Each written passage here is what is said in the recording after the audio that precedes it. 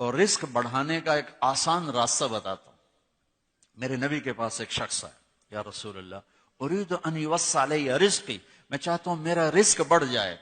تو آپ نے کہا ادم على الطہارہ يوسع عليك رزقك، باوضو رہا کر تیرا رزق بڑھ جائے گا، باوضو رہا کر، باوضو رہا کر۔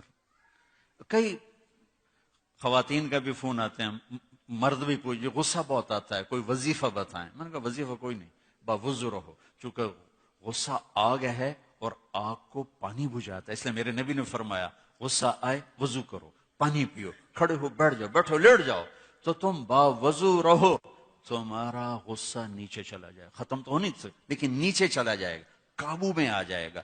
کہ باوضو رہنا گویا ہر وقت اپنے آپ کو پانی میں رکھنا ہے۔ تو میرے بھائی بہنوں، میرے نبی کے خوبصورت اخلاق وہ ہیں جو اس وقت امت میں سب سے زیادہ ضرورت ہے، جس کی سب سے زیادہ ضرورت ہے، چونکہ اجتماعی زندگی جو بنتی ہے وہ اچھے اخلاق سے بنتی ہے۔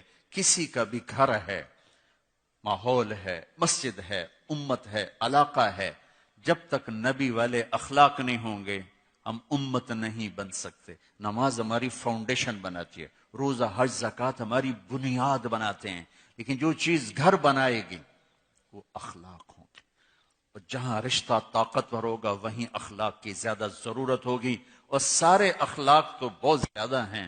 دو باتیں کہہ دیتا ہوں، دو بات، صرف دو باتوں میں ساری چیزیں، ایک دو حدیثیں سنا دو۔ میرے نبی نے کہا یا معاذ الا انبئک بملاک ھذا کلہ، ایک لمبی نصیحت فرمائی، کہا معاذ اب تمہیں ساری نصیحت یعنی تمہیں سارے دین کا خلاصہ بتاؤں، تمہیں سارے دین کا خلاصہ بتاؤں؟ کہا جی ما ہوا، وہ کیا ہے؟ تو مجھے دیکھو، سارے میری طرف دیکھو، معاذ تمہیں سارے دین کا خلاصہ بتاؤں؟ کہا جی کیا ہے؟ تو آپ نے یوں کیا،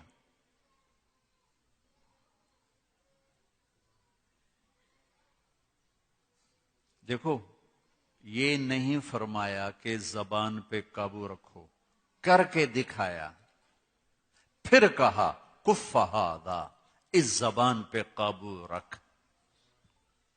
کس کو کہہ رہا ہے؟ معاذ بن جبل، جن کے بارے میں میرے نبی نے کہا قیامت کے دن میری امت کے علماء کا جھنڈا معاذ بن جبل کے ہاتھ میں ہو، اتنے بڑے آدمی ہیں۔ اور 4 سال پہلے میں اردن گیا تو ان کی قبر پہ حاضری دی، اور دعائے اپنا فاتحہ کے لیے میں مزار میں داخل ہوں، سارے مزار میں خوشبو تھی، میں سمجھا جو قبر پہ چادریں ہیں وہاں سے خوشبو آ رہی، دعا کر کے میں چلا گیا، نماز تھی، بیان تھا، بیان سے فارغ ہو کر پھر دوبارہ میں گیا، تو پھر میں کھڑا یہی سوچ رہا تھا، خوشبو، تو ایک صاحب وہاں کھڑے تھے، وہ مجھے شاید انہوں نے میرے چہرے کو پڑھ لیا، کہ آپ خوشبو محسوس کر رہے ہیں؟ میں کہا جی کر رہا ہوں۔ کہ آپ کا کیا خیال ہے ان چادروں میں ہے؟ 6-7 چادریں تھی، میں کہا جی، کہ آپ سونگو، میں نے ایک ایک چادر کو سونگا، کوئی خوشبو، اس نے مجھے بتایا کہ یہ اس قبر سے خوشبو آ رہی، اور 18 ہجری میں وہ بندہ زمین کے نیچے دفن ہوا، اور میں 1434 میں گیا، 1400 سال سے بھی اوپر زمانہ گزر چکا، اس کی قبر مہک رہی ہے، مہک رہی ہے، مہک رہی ہے۔ اس کو یوں کر کے سمجھایا،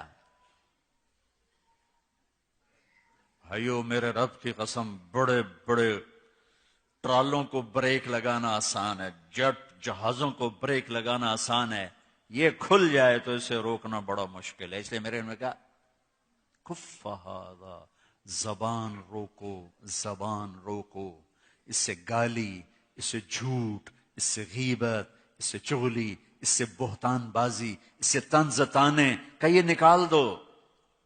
سب سے پہلا جو اس وقت کرنے کا کام ہے وہ آپس کی محبتوں کو بڑھانے کا ہے، اور محبتوں کو بڑھانے کے لیے سب سے پہلا کام ہے زبان، زبان، زبان۔ میرے نبی نے فرمایا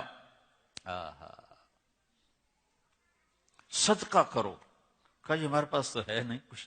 کہا تیرا میٹھا بول بھی صدقہ ہے. تیرا کچھ نہیں، صرف تیری روٹی پوری ہوتی ہے، کوئی $1 بھی نہیں بچتا ہے. تو آپ نے کہا لوگوں سے میٹھا بول بولا کر، یہ تیرے لیے صدقہ ہے. میرے نبی سے پوچھا گیا مل اسلام، یا رسول اللہ اسلام کیا ہے؟ تو میرے نبی نے فرمایا طیب الکلام و اطعام الطعام. میرے نبی نے فرمایا زبان کا میٹھا بول اور لوگوں کو کھانا کھلانا، یہ اسلام ہے.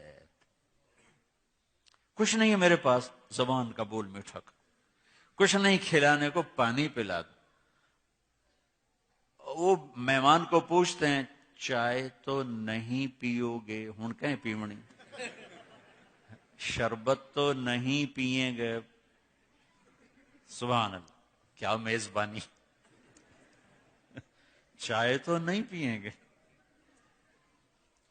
ہمارے استاد صاحب تھے رحمت اللہ علیہ، مولانا سعید خان صاحب.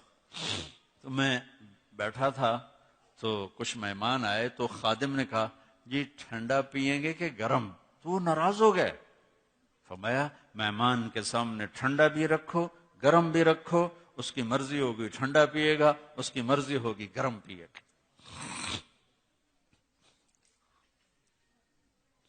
تو بھائیوں بہنوں، زبان کے بول پہ قابو پانا، زبان کو یہاں رشتہ ہے، ماں باپ سامنے ہیں، زبان اور قابو.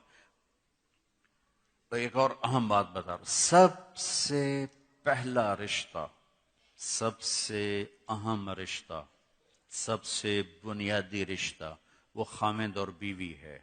وہ خامند اور بیوی ہے، وہ خامند اور بیوی ہے. اللہ نے پہلا رشتہ جو قائم کیا آدم اور حوا میں، وہ خامند اور بیوی تھا. ماں باپ بعد میں بنے، دادا دادی بعد میں بنے، ساس سسر بعد میں بنے. پہلا رشتہ خامند اور بیوی ہے، اور آخری رشتہ بھی خامند اور بیوی ہے کہ جنت میں ہر مرد اپنی بیوی کے ساتھ اور ہر عورت اپنے خامند کے ساتھ زندگی گزار رہی ہے. سارے رشتے بیچ میں سے نکل جاتے ہیں. اور یہاں تو اگر اللہ زندگی دے دے تو ماں پیو کل نہیں ہوندن، دو میں بیٹھے ہوندن بیچارے. اور ہمارے پاکستان کا بھی اب یہی حال ہو رہا ہے. اور یہ کم بچے خوشحال کرانا نہیں، کم بچے خوشحال کرانا. تو میں کہا کرتا ہوں نیک بچے خوشحال کرانا، کم زیادہ کی بات نہیں. اولاد نیک ہو تو کم بھی نعمت ہے، زیادہ بھی نعمت ہے. ہماری ایک شاخ ہے جس میں عورتوں کی اولاد یا تو ہوتی نہیں یا بہت کم ہوتی، بانجھ. تو میری ایک چاچی اس خاندان میں سے تھی. اس کے بچے ہی 2 ہوئے، ایک بیٹا ایک بیٹی. 1 ایکڑ میں گھر، 1 ایکڑ میں گھر. ٹھیک، بیٹے کی بھی شادی ہوگی، بیٹی کی بھی شادی ہوگی. اب میری چاچی کیا کہے، شالا کسے دے 2 نہ ہوں، شالا کسے دے 2 نہ ہوں. اللہ کہہ رہے کسی کے 2 نہ ہوں. بیٹے کو بیگم لے گئی، بیٹی کو خامد لے گیا. او کلی ڈو ڈو کر دی بیٹی، شالا کسے دے 2 نہ ہوں، شالا کسے دے 2 نہ ہوں. اللہ کہہ رہے کسی کے 2 نہ ہوں. جہاں رشتہ گہرا ہوتا ہے وہاں زبان کا بول احتیاط کا تقاضا کرتا ہے. سب سے اہم رشتہ ہے. اللہ نے کسی رشتے کو یہ نہیں کہا کہ یہ میری نشانی ہے. صرف ایک رشتے کو اللہ نے کہا یہ میری نشانی ہے، وہ خامد اور بیوی ہے. تمہیں اولاد دی، اللہ کہتا ہے میری نشانی. تمہیں ماں باپ دیے، اللہ کہتا ہے میری نشانی. ایسے نہیں، صرف ایک رشتہ. من آیاتہ، میری بہت بڑی نشانی ہے. ان خلق لکم من انفسکم ازواجا لتسکنوا الیہا، میری بہت بڑی نشانی ہے کہ میں نے تمہیں خامند اور بیوی کے رشتے میں جوڑا. یہاں زبان کا بول بہت احتیاط کو چاہتا، بہت احتیاط. چونکہ گھر جب بنتا ہے تو معاشرہ بنتا ہے، اور گھروں کو جس چیز نے توڑا یہ زبان ہے، قوم کو جس چیز نے توڑا یہ زبان ہے، معاشرے کو جس چیز نے توڑا وہ یہ زبان ہے. بھائی کو بھائی سے توڑ دیا وہ یہ زبان ہے، دوست کو دوست کا دشمن بنایا وہ یہ زبان ہے، رشتے سفید ہو گئے وہ یہ زبان ہے، آپس میں قتل و غارت تک پہنچے یہ زبان ہے. زبان جس کی قابو میں آ گئی، اس لیے میرے نبی نے کہا میرے پورے دین کا خلاصہ ہے زبان قابو میں رکھ. محبت کا بول بولنا سیکھیں بھائیو، جیسے نماز نہیں سیکھتے، روزہ سیکھتے، حج سیکھتے ہیں، زکوٰۃ سیکھتے ہیں۔ یہ ماں باپ کے ذمہ ہے، میرے ذمہ ہے کہ میں سیکھوں کہ میں ایسا کیسا بولوں کہ میں کسی کا دل نہ توڑوں، کسی کی دل آزاری نہ ہو، کسی کو میری وجہ سے دکھ نہ پہنچے۔ ایک صحابی ہیں ابو دجانہ، فرماتے ہیں لوگوں میرے پاس بخشش کا سب سے بڑا عمل صرف ایک، حالانکہ وہ بدر میں شریک ہوئے اور بدر سے لے کر آخری حج تک اپنے نبی کے ساتھ ساتھ رہے، ایسے صحابہ 200-250 سے زیادہ نہیں ہیں، لیکن وہ فرماتے ہیں لوگوں میرے پاس بخشش کا سب سے بڑا عمل ایک ہے کہ میں نے اپنی زبان سے کبھی کسی کو تکلیف نہیں پہنچائی، اور میرے دل میں کسی کے بارے میں کوئی نفرت نہیں۔